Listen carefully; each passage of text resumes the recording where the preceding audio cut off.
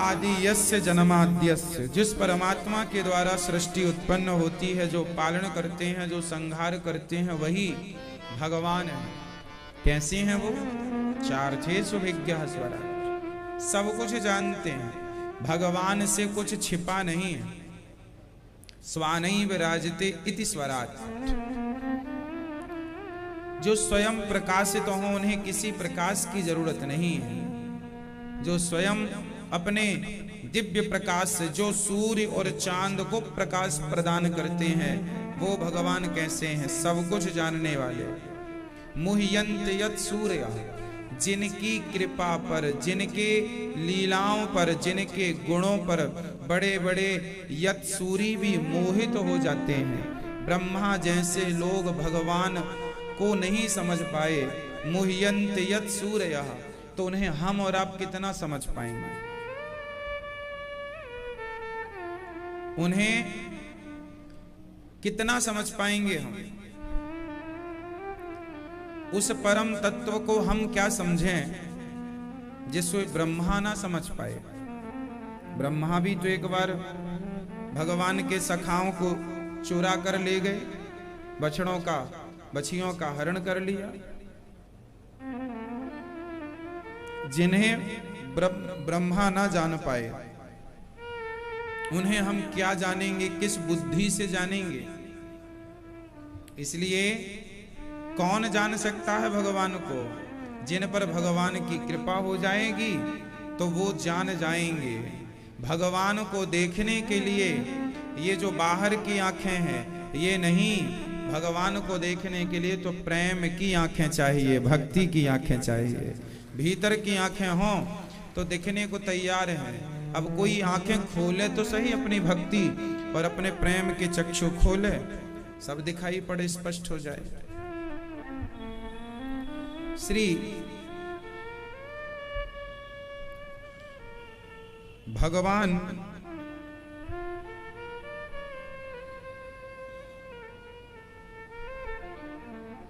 ऐसे भगवान जो कण कण में व्याप्त हैं, ऐसे भगवान को हम सत्य स्वरूप जानकर उन्हें बारंबार नमस्कार करते हैं। ऐसे भगवान नमस्कार।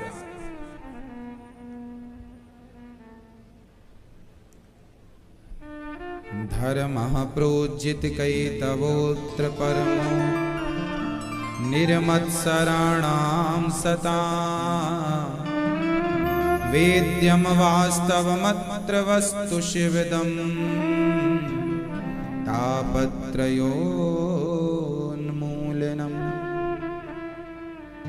जो भगवान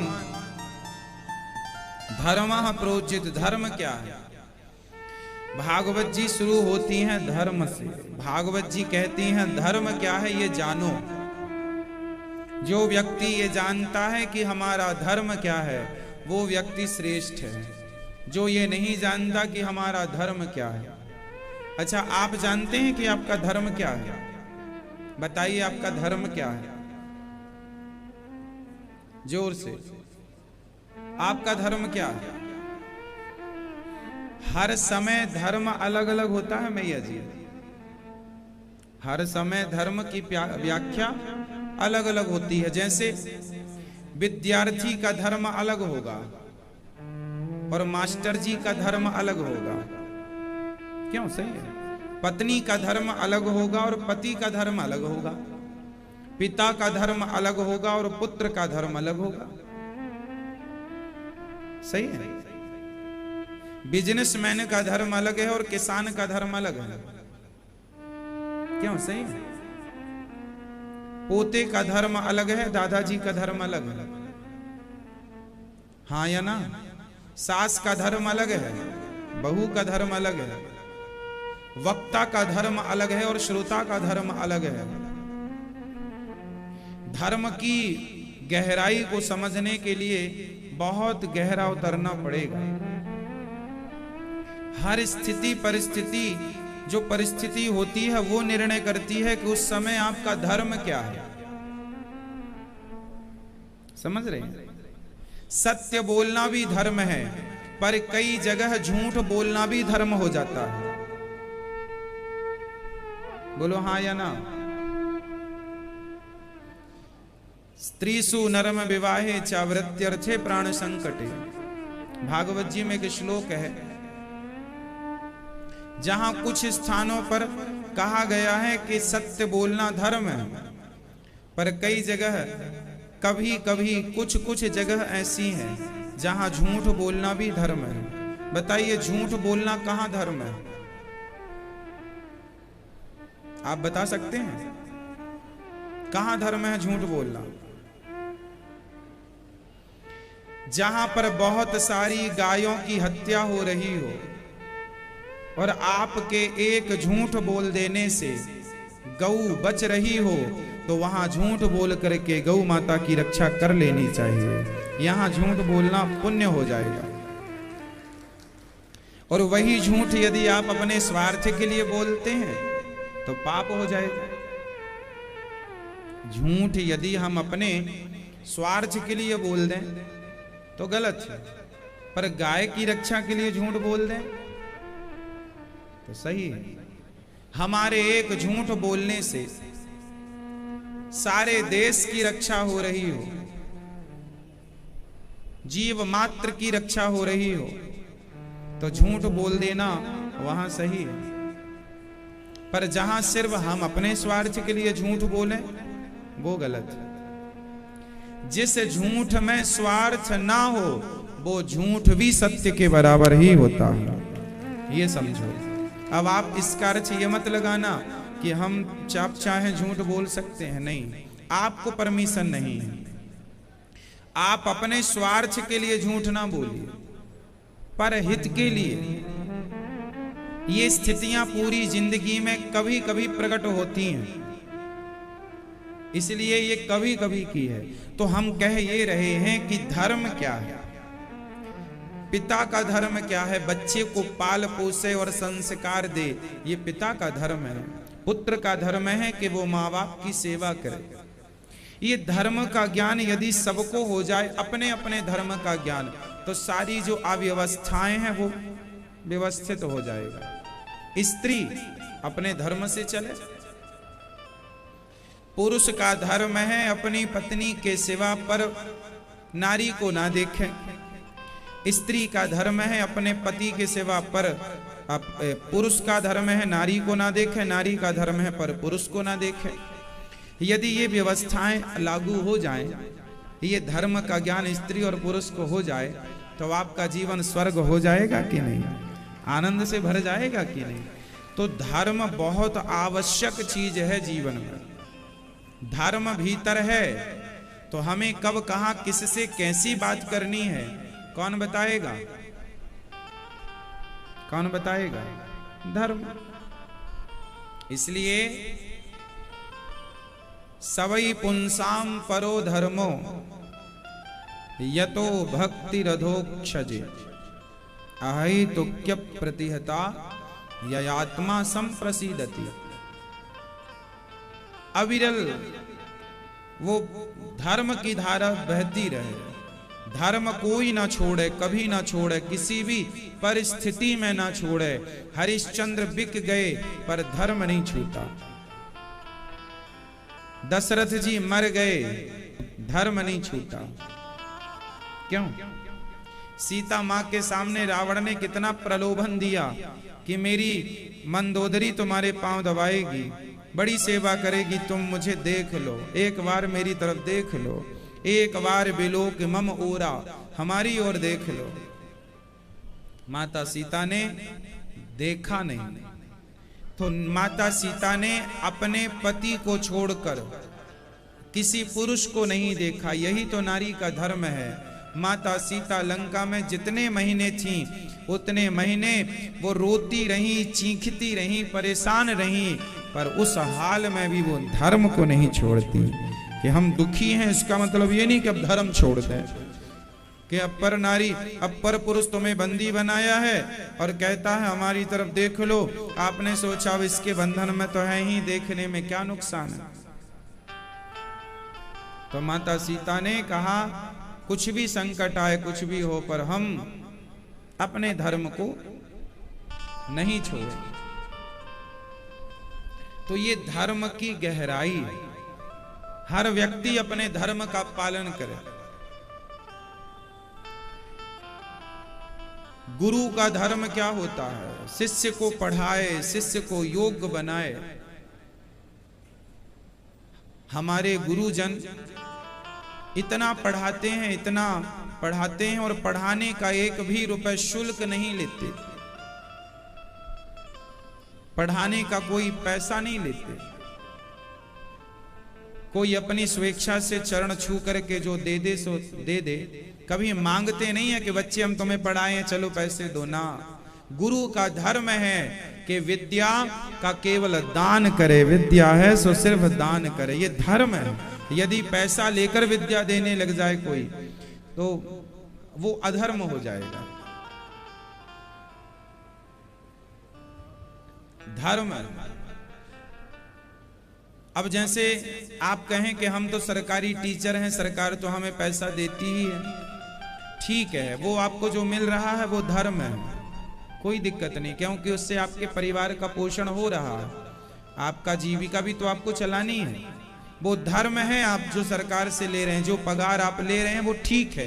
पर कोई बच्चा गरीब है, जरूरतमंद है और वो कहे कि जी हमारे पास पैसे नहीं, आप हमें पढ़ाइए, तो उसे शिक्षा बिना पैसों के देना, ये आपका परम धर्म होगा। सरकार जो दे रही है वो तो आप लीजिए, वो तो आपकी भाई रोटी खाना है तो पैसे तो चाहिए, वो ठीक है। तो धर्म की परिभाषाएं बड़ी गूढ़ हैं, समझ में आ जाए तो जीवन सुंदर हो जाए, सुंदर ही सुंदर है। इसलिए भागवत जी शुरू कहां से हो रही है? धर्म का बोध करा रही हैं भागवत जी। धर्म किसे कहते हैं? आप अपने पति को सम्मान देती हैं, ये धर्म है। अपमान करती हैं, ये अधर्म है। अतिथि को आप सम्मान करते हैं, ये धर्म है, और अतिथि का अपमान कर दें, ये अधर्म है। अपने से बड़ों का सम्मान करते हैं आप, ये धर्म है, और अपने से बड़ों का आप अपमान करते हैं, यही अधर्म है। अब आप देखिए कि आप कितने धर्म युक्त हैं और कितने अधर्म से लिप्त हैं। ठीक है, धर्म बहुत विशाल है, पग पग का धर्म अलग है ना। द्वादशी को चावल खाना धर्म है, पर एकादशी को चावल खाना अधर्म है। देखिए, चावल वही है, बस तिथि बदल गई। एकादशी को चावल खाना अधर्म है और द्वादशी को चावल खाना धर्म है। चावल खा के ही एकादशी पूरी होती है और एकादशी को चावल खाते नहीं। तो देखिए, ये धर्म अधर्म का ज्ञान होना चाहिए सबको, आम पब्लिक को। आप क्या धर्म है, क्या अधर्म है।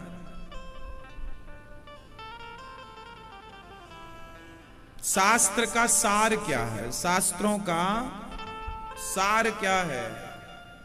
शास्त्रों का सार तत्व क्या है? शास्त्रों का सार है केवल भगवान का चिंतन।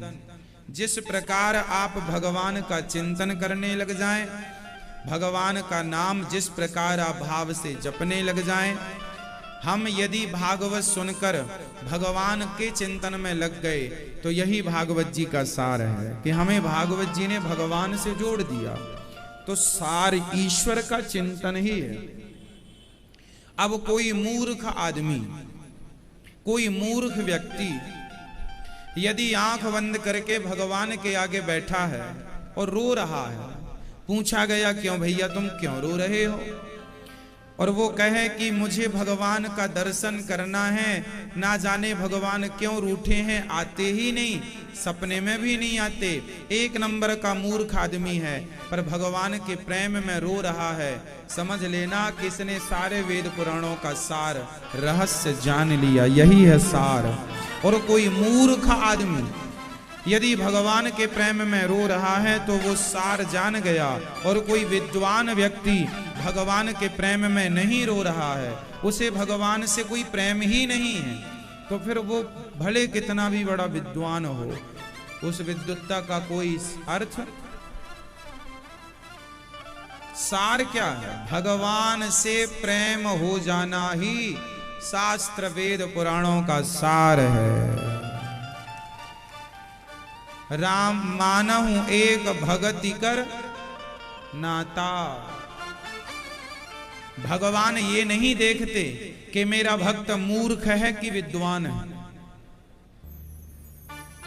भगवान ये नहीं देखते कि मेरा भक्त अमीर है कि गरीब है। मेरे भगवान ये नहीं देखते कि मेरा भक्त गोरा है कि काला है। मेरे भगवान ये नहीं देखते कि आपकी जाति श्रेष्ठ है या जाति श्रेष्ठ नहीं है। भगवान तो ये देखते हैं कि मेरा भक्त मुझसे कितना विशुद्ध निश्चल, कितना प्रेम करता है। भक्त का प्रेम निस्वार्थ, निश्चल, निष्कपट प्रेम है, तो वो मूर्ख ही क्यों ना हो, भगवान उसे गले से लगाते हैं। निषाद राज जी कौन से विद्वान थे? निषाद राज जी कौन से विद्वान थे? भगवान ने गले से लगाया कि नहीं? माता शबरी कौन सी विद्वान थी? बताओ। भगवान जी ने गले लगाया कि नहीं? बेर खाए कि नहीं? क्या बताएं। भगवान तो परम दयालु हैं। भगवान तो भगवान हैं, जो भगवान कर सकते हैं।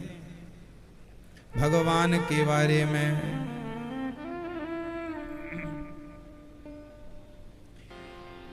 अभी वो कुछ जाना नहीं।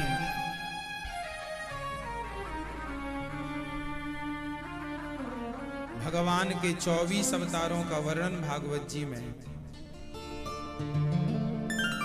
कौन कौन से अवतार हैं भगवान जी के? नारायण नारद हरि, कपिल देव श्री राम, हंस हयग्रीव मोहिनी, दत्तात्रेय सुखधाम, नरसिंह वामन व्यास जी, ऋषभ देव कौमार, यज्ञ पुरुष धनवंतरी, बुद्धि कल की अवतार, पृथु राजा बारह पुनी, कृष्ण चंद्र भगवान, परशुराम मत्स्य कमठ, पद्म पुराण प्रमाण। भगवान ने अवतार हर समय लिए। हर समय का अर्थ जब जब आवश्यकता पड़ी है, जब जब हो ये धर्म की हानि, बाढ़हि असुर अधम अभिमानी, तब तब धरि प्रभु विविध शरीरा, परित्राणाय साधूनां, विनाशाय च दुष्कृतां, धर्म संस्थापनार्थाय संभवामि युगे युगे। भगवान धरती पे कब कब आए? जब जब जरूरत पड़ी तब तब। अच्छा बताइए, आपको क्या लगता है भगवान इस धरती पे अभी तक कितनी बार आए होंगे? मैया बताओ। मैया, ओ मेरी माँ बताओ। सभी लोग बताएंगे, भैया भी बताएंगे। बताओ भगवान अभी तक इस धरती पर कितनी बार आए होंगे? कितनी बार? 2 बार, 4 बार, 10 बार, 24 बार, 100 बार, 1000 बार? कितने बार आए भगवान अभी तक? कितनी बार? कुछ तो बोलो। कितने अवतार हैं भगवान जी? भागवत जी में तो 24 अवतारों का वर्णन है, पर भगवान अभी तक कई बार आ चुके हैं, कई बार। अब देखो, जब नरसिंह मेहता जी मायरा भरने जा रहे थे, उस समय नरसिंह मेहता जी की गाड़ी जंगल में टूट गई थी। उस समय नरसिंह जी की गाड़ी टूट गई, तो उस समय नरसिंह जी की गाड़ी बनाने के लिए खुद द्वारिकाधीश आए थे, खुद भगवान आए थे। ये घटना कलयुग की है। तो गाड़ी बनाने वाले जो आए, क्या उस रूप की क्या 24 अवतारों में गिनती है? नहीं, वो तो 24 के अतिरिक्त है। एक भक्त नरसिंह जी हैं, जिनके लिए भगवान एक बार गाड़ी सुधारने आए और एक बार मायरा भरने आए, तो 2 अवतार तो एक भक्त के लिए एक ही टाइम पर हो गए। तो जब नरसिंह जी के लिए एक बार आए, तो नरसिंह जी जैसे ऐसे लाखों भक्त हैं, तो सोचो न लाखों भक्तों के लिए कितनी बार मेरे ठाकुर जी आए होंगे। ऐसे भक्तों में एक भक्त है नामदेव जी, रैदास जी, रसखान जी, तमाम सक्कोबाई हैं, गोरा कुम्हार हैं, गोस्वामी श्री तुलसीदास जी, जिनके यहाँ धनुष बाण लेकर के राम जी रामचरितमानस की रक्षा कर रहे थे। ये अवतार ही तो लिए ना भगवान। किसके लिए? भक्तों के लिए। तो भगवान के अवतार कितने हैं ये बता पाना बड़ा कठिन है। भगवान के अवतार तो अनंत है। भगवान के अवतार तो अनंत है। हो सकता है आपके लिए भी कभी भगवान ने कोई ना कोई अवतार लिया हो। कई बार हम लोग रास्ता भटक जाते हैं, तब हमें कोई ना कोई सही मार्गदर्शक मिलता है। तो आपको क्या लगता है वो मार्गदर्शक के रूप में जो गुरु जी आए हैं, वो गुरु कौन है? अरे भगवान ही तो गुरु बन के हमें प्राप्त हुए हैं। ये क्यों नहीं हम सोचते कि हमें जो गुरु मिले हैं वह भगवान ही इस रूप में हमारा मार्गदर्शन कर रहे हैं। जब भगवान के अनेक अवतार हैं, तो हमारे लिए भी मेरे कन्हैया ने एक अवतार लिया है हमारे गुरु के रूप में। तो ठाकुर जी का ही अवतार है गुरु के रूप में। इसलिए भगवान अनंत अवतार लेकर धरती पर आ चुके हैं। 24 अवतार तो प्रधान हैं ही। श्री व्यास जी महाराज ने 17 पुराण लिखे। 17 पुराण लिखने पर भी शांति नहीं। तब नारद जी ने कहा आप उदास क्यों हैं? व्यास जी ने कहा क्या बताऊं, बड़ी अशांति है, शांति मिल ही नहीं रही। नारद जी ने कहा जब तक भगवान की कथा गोविंद के बाल चरित्र का निरूपण नहीं करेंगे तब तक आपको शांति नहीं मिलेगी। तब नारद जी के कहने से व्यास जी ने श्रीमद् भागवत जी को लिखा।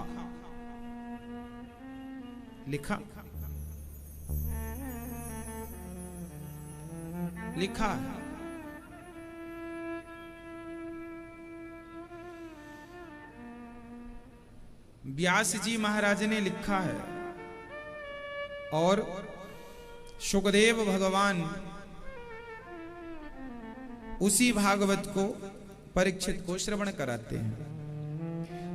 तो व्यास जी महाराज को शांति कम मिली भागवत। अच्छा, भागवत लिखने के बाद व्यास जी ने फिर कुछ नहीं लिखा। आपको पता है पुराणों की रचना किसने की है? पुराणों की रचना किसने की है? वेद व्यास जी ने। पुराणों को वेद व्यास जी ने प्रकट किया। और वेद तो पहले से प्रकट थे, उन्हें 4 भागों में डिवाइड किया व्यास जी ने। सामवेद, ऋग्वेद, यजुर्वेद, अथर्ववेद, 4 भाग किए। वेद से हमें क्या मिला है जानते हैं? वेद हमारे को क्या देते हैं? आप लोग समझते हैं कि वेद तो लिखी बातें हैं, कल्पना